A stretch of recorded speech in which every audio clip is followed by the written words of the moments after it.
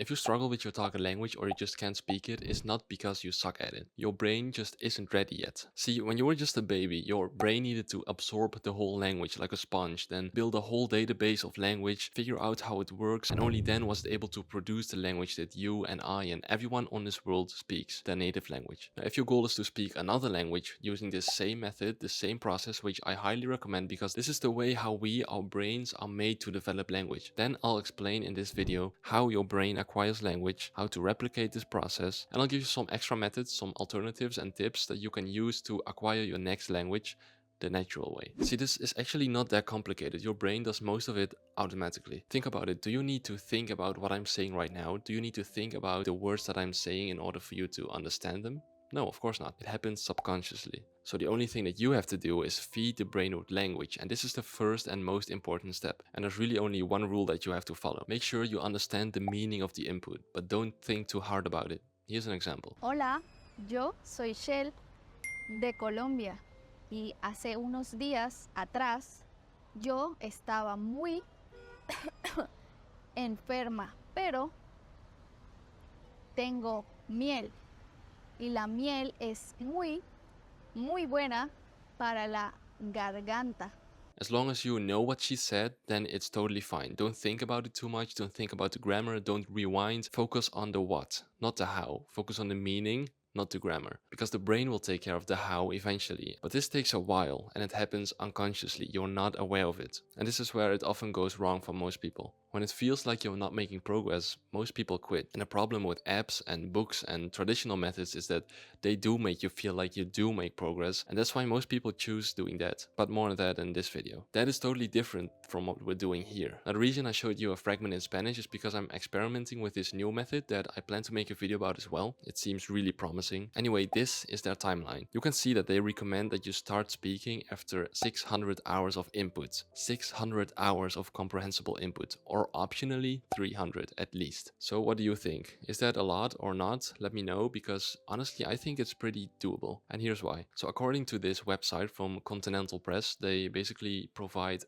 material for teachers and stuff. Basically, they provide material for teachers and a bunch of different topics, and one of those topics is English language learners. So they provide material for people that are learning English as a second language. And they say that it takes 6 to 12 months of being exposed to regular English before the students start speaking in one-word or two-word phrases, which is not even speaking naturally. Although it differs per person, and this is roughly a guideline, not a set of rules. So back to Spanish. If I have 300 hours of input under my belt, will I be good at Spanish? According to the comments of this video, yes, you can understand quite some things. So this is an interview between the developer of Dreaming Spanish, the videos that I showed you before, and a learner who used those videos, but you're gonna need at least 1,000 hours of input to reach that level. So what is going on in these 1,000 hours? What is your brain actually doing in this period? Now, behind the scenes, there's actually a lot going on inside your brain, and linguist and researcher Dr. Stephen Krashen calls this the silent period.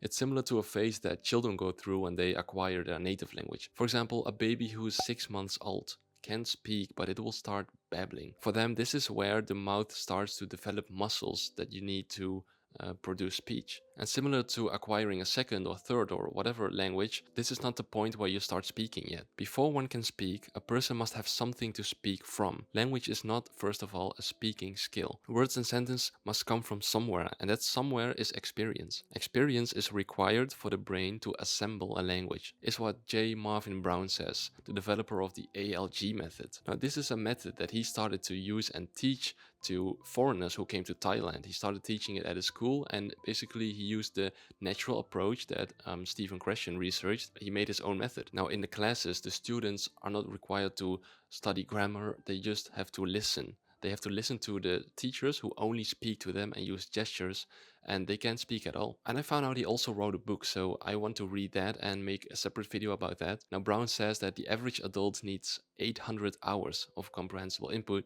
before they start speaking. He also says that it'll come automatically when you're ready, even though that's kind of vague. If you find yourself in a situation where you need a word, it'll either come out or it won't, and it'll come out automatically, just like your native language. Doesn't that sound super interesting? Like this truly inspires me. I just want to find this out for myself. If I ever have the money to go there, I have to go and see this school for myself and do this course. Of course, I also want to share my experience and share it here. Right, so you're not supposed to start speaking until a certain amount of hours, but actually a couple hundred of hours, maybe even. But for some people, this is really difficult and they still want to communicate. So there's actually a activity that I can suggest. This is called crosstalking. This is basically where you and your language partner, you speak to each other using your own native language. So that way you don't have to be stressed or worried. For example, if I wanted to learn Thai, I could go and find somebody who speaks Thai as their native language and then have a conversation with them, and I would only speak English to them, or well, Dutch actually in my case, but who the hell wants to learn Dutch anyway?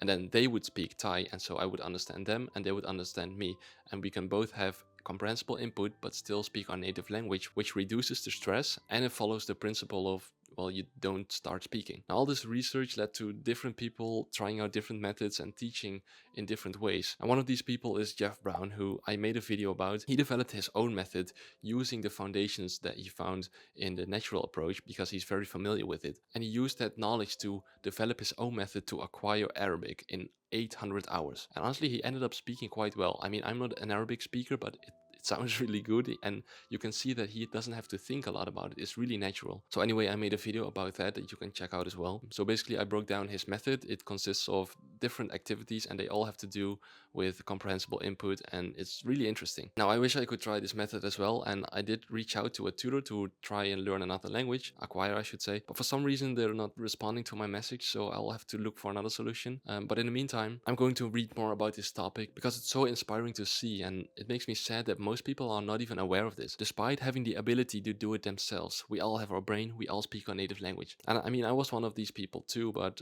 I'm starting to believe that this is really the way to go. And actively learning about the language, it ruins language learning. If you want to know my opinion about modern language learning and why I think it kind of ruins language learning, then you can check out this video.